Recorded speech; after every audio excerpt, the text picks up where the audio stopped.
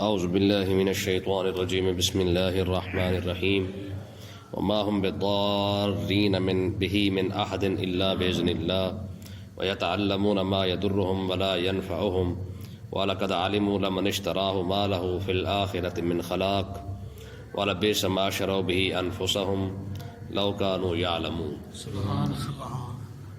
کل بات یہ ہو رہی تھی کہ ہاروت اور ماروت کو اللہ تبارک و تعالی نے جادو کا جو علم عطا فرما کے بھیجا وہ بطور آزمائش کے بھیجا، وہ آزمائش بنا کے بھیجا گیا۔ اور آپ جب دو یہ فرشتے اللہ تبارک و تعالیٰ کے نازل ہوئے تو انہوں نے آ کے کہا بھائی یہ جو جادو کا جو آیا ہے نا، ہم اصول سکھانے کے لیے بھی جادو کرنے کے یہ نقصانات ہیں، ٹھیک ہے، تو ہم تمہیں یہ اصول جو جادو کے سکھانے آئے ہیں فلا تکفر، اس کو سیکھ کر کفر کی طرف نہ چلے جانا، یعنی تمہیں سیکھنے کی اجازت تو ہے لیکن اس پر عمل کرنے کی اجازت نہیں ہے۔ تو مقصد کیا ہے کہ تاکہ جب تم سیکھو گے تم اس سے بچ سکو گے، اچھا یہ چیز تھی نا، یہ ہم نے پہلے پڑھی تھی فلہذا ہم نے اس کی طرف نہیں جانا، یہ مقصد تھا۔ فلا تکفر، تو اللہ تبارک و تعالیٰ نے ارشاد فرمایا کہ وہ دونوں فرشتے کہتے تھے بھائی سیکھ ضرور لو لیکن خبردار اس کو سیکھ کر عمل کرو گے تو کفر کی طرف چلے جاؤ گے۔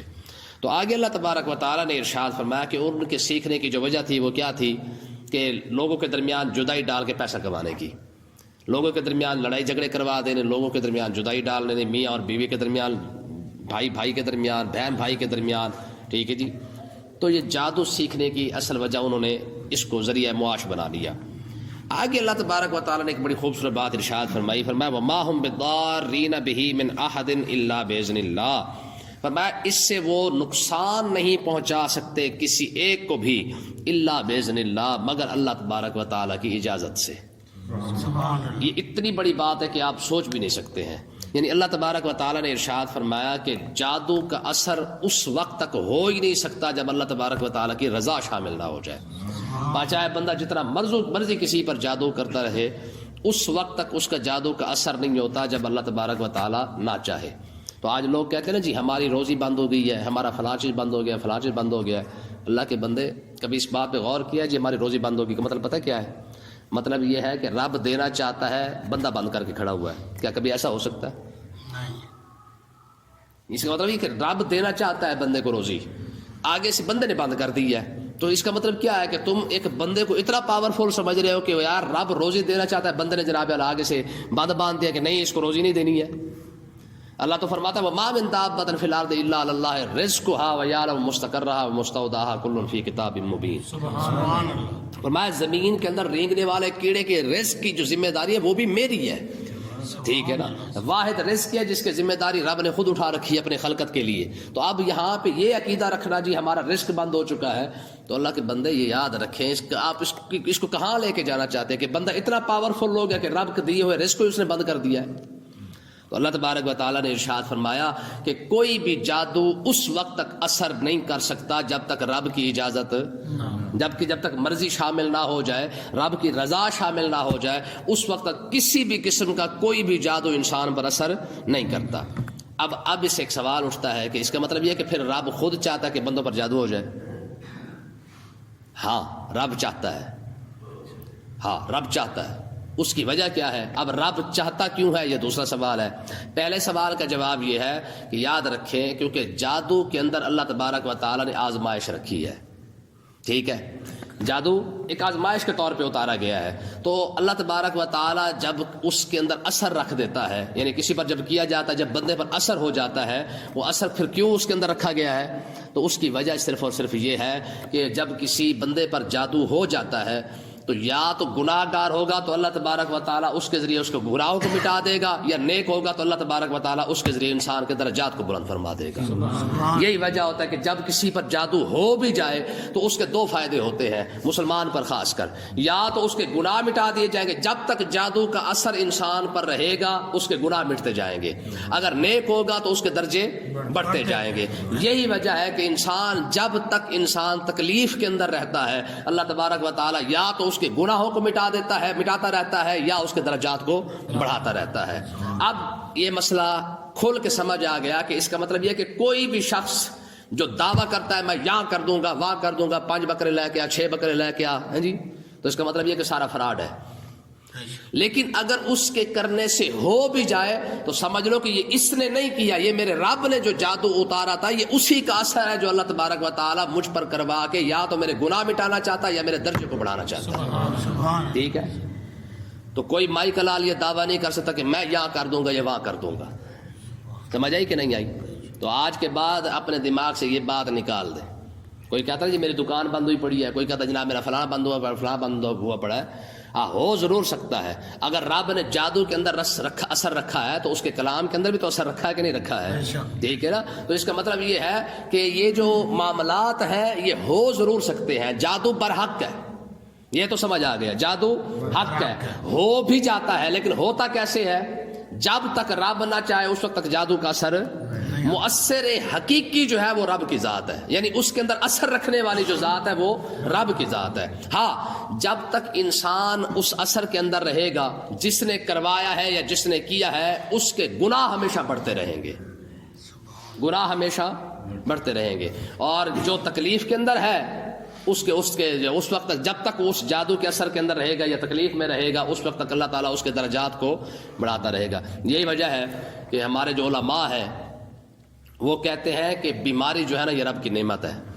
بیماری رب کی نعمت ہے، تکلیف رب کی نعمت ہے. ہم تو حالا لالا شروع کر دیتے ہیں نا جی، ہمیں کانٹا بھی چبھ جائے تو ہم جناب پتہ نہیں کتنا شور مچا دیتے ہیں. اور اوپر سے سونے پہ سہاگا یہ ہے کہ ہماری قوم کہتی ہے ہون آ کے پھڑیا کہ نہیں پھڑیا. یہ ضرور کسی نہ کسی یہ اپنی لینی دینی دے رہا ہے، کہتے ہیں نا جی یہ اپنی دے رہا ہے نا جی کیتیاں. حالانکہ ایسی بات نہیں ہوتی ہے. ٹھیک ہے، وہ جو بھگت رہا ہے تمہیں اس کا پتہ ہی کوئی نہیں ہے. حضرت سیدنا ثابت بنانی رضی اللہ تعالیٰ عنہ یہ بہت بڑے تابعی گزرے ہیں. ٹھیک ہے، یہ ہر جمعرات کو قرآن پاک مکمل کیا کرتے تھے. ہاں ہر جمعرات کو. ٹھیک ہے، لیکن حال یہ تھا ان کا. حضرت زید تھے، غالباً حضرت زید تھے، ان کو جو ہے وہ فالج ہو گیا. اور فالج بھی اتنا زور کا ہوا کہ ان کے پورے جسم پر ہی فالج کا اٹیک ہو چکا تھا. ٹھیک ہے، لیکن جب جو لوگ تھے آپ کی خدمت کرنے والے تو انہوں نے، اور آپ کی نظر کا یہ عالم تھا کہ اگر کوئی شخص سامنے آ بھی جاتا فالج زدہ کو لے آتے تو آپ ایک نظر ڈالتے وہ بندہ ٹھیک ہو جاتا. مریدوں نے کہا، شاگردوں نے کہا، انہوں نے کہا استاد جی ہم بھی کر کر کے تھک گئے ہیں، تیری مہربانی ایک نظر اپنے اوپر بھی ڈال. مجھے ایک بچے نے کہا تھا، اس نے کہا استاد جی ایک دعا اپنے لیے بھی کر چھوڑ. اور میں نے کہا تجھے نہیں پتا، دعا کرنے کی ضرورت اس وقت پڑتی ہے جب انسان اللہ کی رضا میں راضی نہ ہو. دیکھیں جس کا جتنا مقام ہوگا اس کی تکلیفیں اتنی زیادہ ہوں گی. سمجھے کہ نہیں ہے؟ یہ اصول ہے، یہ رب کا اصول ہے. آج تو کہتے ہیں نا جی کوئی نہ کوئی کمی ہے اس لیے تو جا کے یہ مسئلہ بنا اس کے ساتھ. کوئی نہ کوئی میاں کمزوری ضرور ہے، کوئی نہ کوئی اس کے ساتھ پریشانی ہے، کوئی نہ کوئی اس نے کچھ کیا ہے اس لیے جا کے اس کے ساتھ یہ ہو رہا ہے. حالانکہ یاد رکھیں کربلا، یہ جنت کا جو راستہ ہے نا وہ کربلا سے ہو کے جاتا ہے. جنت کا راستہ کربلا سے ہو کے جاتا ہے. ہاں کربلا کے بغیر جنت کی سرداری آ کر فرمایا الحسن والحسین سیدہ شباب اہل الجنہ. یہ حسن اور حسین جنتی جوانوں کے سردار ہیں. کیوں؟ فرمایا کل کو یہ نہ کہہ دے کہ نانے کی وجہ سے ہیں. فرمایا اگر ہم نے جنت کے سردار بنایا ہے تو پھر ایسے نہیں سردار بنایا، ذرا رستہ بھی چیک کر کے دیکھو کتنا بڑا رستہ ہے. امام حسین کربلا سے ہو کے جنت کے سردار بنے ہیں. اور امام حسن 60 مرتبہ امام حسن کو زہر دیا گیا ہے. کتنی دفعہ؟ 60 مرتبہ امام حسن کو زہر دیا گیا ہے. تو آپ خود سوچ لیں یہ جنت کی سرداری ہمیں مل گئی ہے. صرف مکہ سے لے کر طائف تک 70 نبی 70 انبیاء کرام سوئے ہوئے ہیں، آرام فرما رہے ہیں، جن کا وصال صرف بھوک کی وجہ سے ہوا ہے. کوئی سوچ سکتا ہے؟ یعنی انبیاء کی جو شہادت، جو وصال ہوا ہے وہ بھوک کی وجہ سے ہے. یار آج اللہ کا ولی ہاتھ اٹھا دے جناب پتہ نہیں کیا کچھ کر دیتا. یہ ہمارا عقیدہ ایمان ہے. ٹھیک ہے، کیا خیال ہے کہ رب کے نبی جو ہے وہ صرف ہاتھ اٹھاتے، رب جنت کے دروازے نہ کھول دیتا رزق کے؟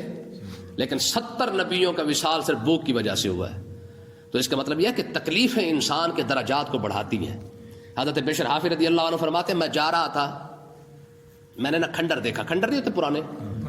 یہ دیکھا وہاں پر نا کسی کے کراہنے کی آواز آ رہی تھی، لیکن بس صرف اللہ اللہ نکل رہا تھا.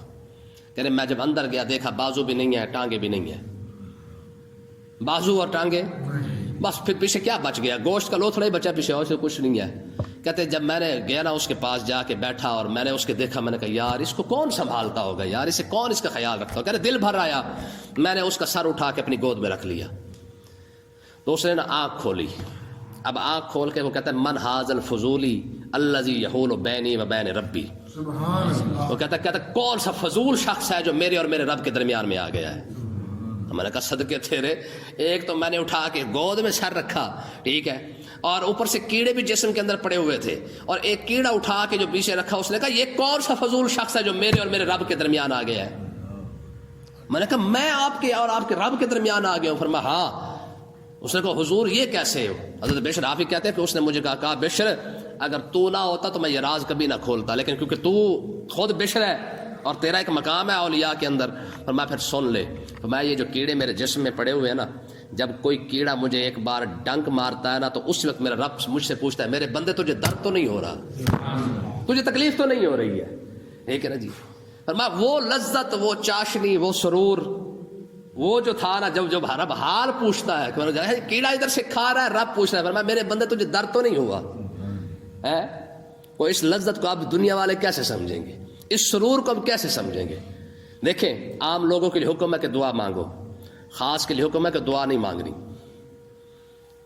سمجھ آئی کہ نہیں؟ خاص لوگ اپنے لیے دعا کبھی نہیں مانگتے، سوال ہی پیدا نہیں ہوتا۔ حضرت میاں میر رحمۃ اللہ علیہ کو کھانسی ہوگی بڑی زور کی، ساری رات کھانستے تھے، اور صبح اٹھتے تو لائن لگی ہوتی لوگوں کی، جناب حضرت میرا یہ مسئلہ ہے، فرمایا یہ ٹھیک ہو جائے گا، وہ آ گیا فلاں تیرا میرا مسئلہ ہے، فرمایا تیرا بھی ٹھیک ہو جائے گا، ٹھیک ہوتے جاتے۔ آپ کی ماں نے کہا میر اپنے لیے بھی کر دے، آپ ہنس کے ٹال دیتے۔ جب ٹال دیتے ایک دن ماں جو ہے وہ چادر بڑی سی پہن کے نقاب ڈال کے جو ہے لائن میں کھڑی ہو گئی۔ آپ سنتے رہے، توجہ نہیں فرمائی کہ ماں بھی لائن میں کھڑی ہوئی ہے۔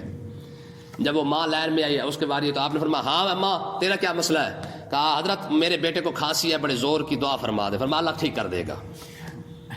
توجہ جو نہیں تھی، فرمایا اللہ کرم فرما دے گا، ٹھیک ہو جائے گا، رات کو کھانسی نہ آئے۔ اب پھر بیٹھے تو پھر یاد آیا، کہا ماں تو گئی تھی نا لائن میں، کہا تو جو اپنے لیے نہیں کرتا، مجھے تو تکلیف تھی نا، میرے بیٹے کو ساری رات کھانستے کھانستے گزر جاتی ہے۔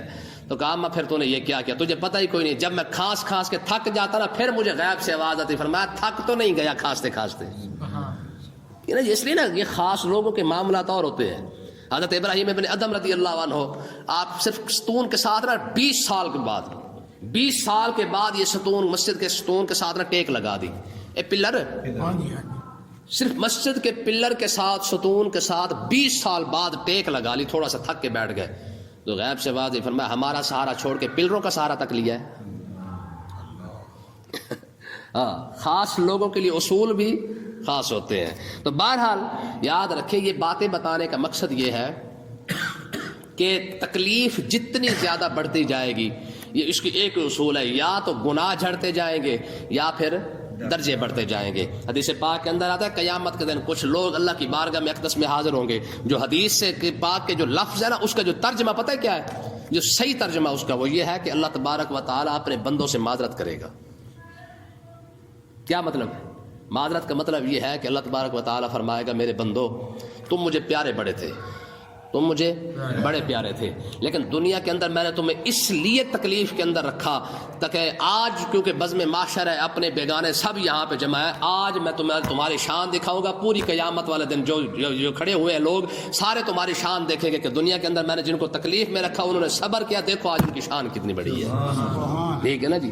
اس لیے یاد رکھیں، حدیث پاک کے اندر آتا ہے، علماء فرماتے ہیں، حدیث پاک کے اندر آتا ہے، فرمایا جب اللہ تبارک و تعالیٰ قیامت کے دن بیماروں کو جب رب اجر عطا فرمائے گا نا تو اس وقت جو بیمار نہیں ہوتے وہ عرض کریں گے پروردگار کاش ہمارے جسموں کو بھی کینچی سے کاٹا جاتا، کاش ہمارے جسموں کو بھی کینچی سے کاٹا جاتا تو ہمیں بھی یہ اجر مل جاتا۔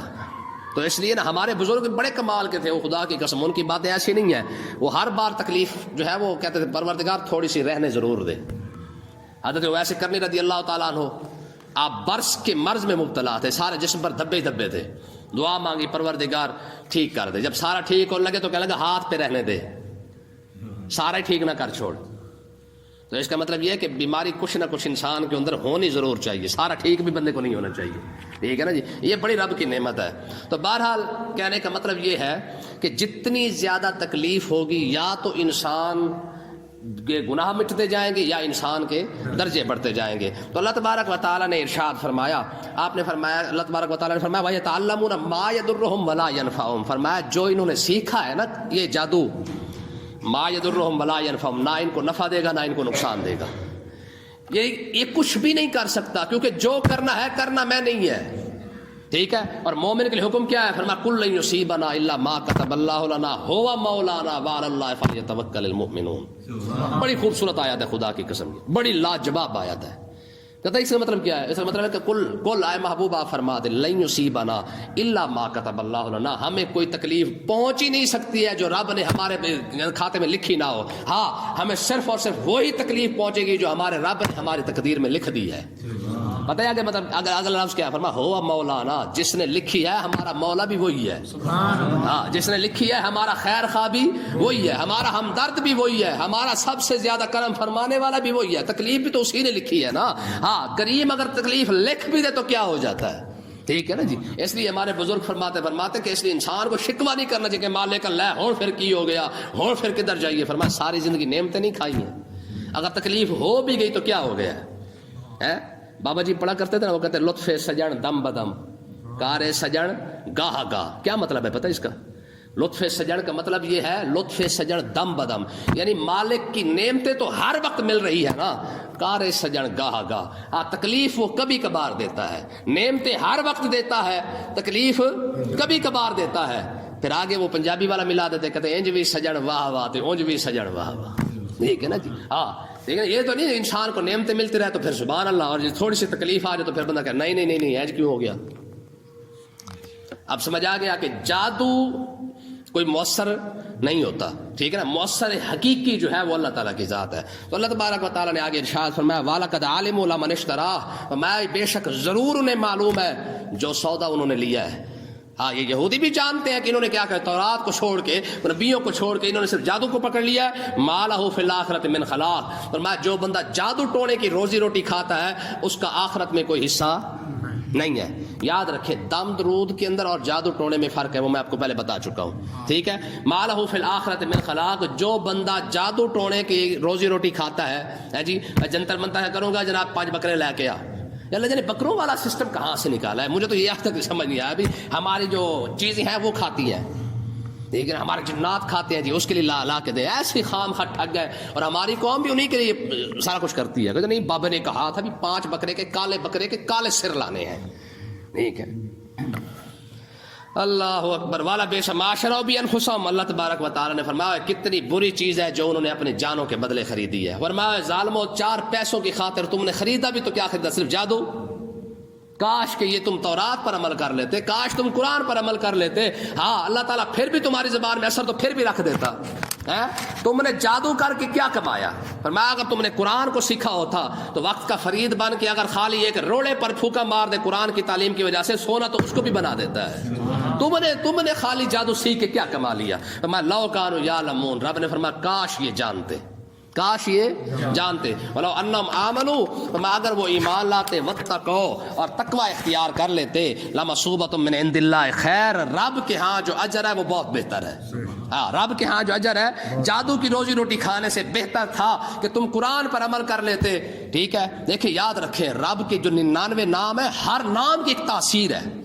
تو تم جنتر منتر سیکھنے کے بجائے اس ناموں کو سیکھ لیتے، تم ان چیزوں کو سیکھنے کے بجائے تم قرآن کی کوئی صورت پڑھ لیتے، اس سے کسی کو دم کر دیتے، اس سے کسی کو شفا دے دیتے، تو اللہ تبارک و تعالیٰ یار روٹی تو پھر بھی دے دیتا ہے جی. قرآن سے عمل کر لیتے نا، کسی کو کہتے نا کہ میاں فلانی صورت پڑھ تجھے اللہ تعالیٰ شفا دے دے گا.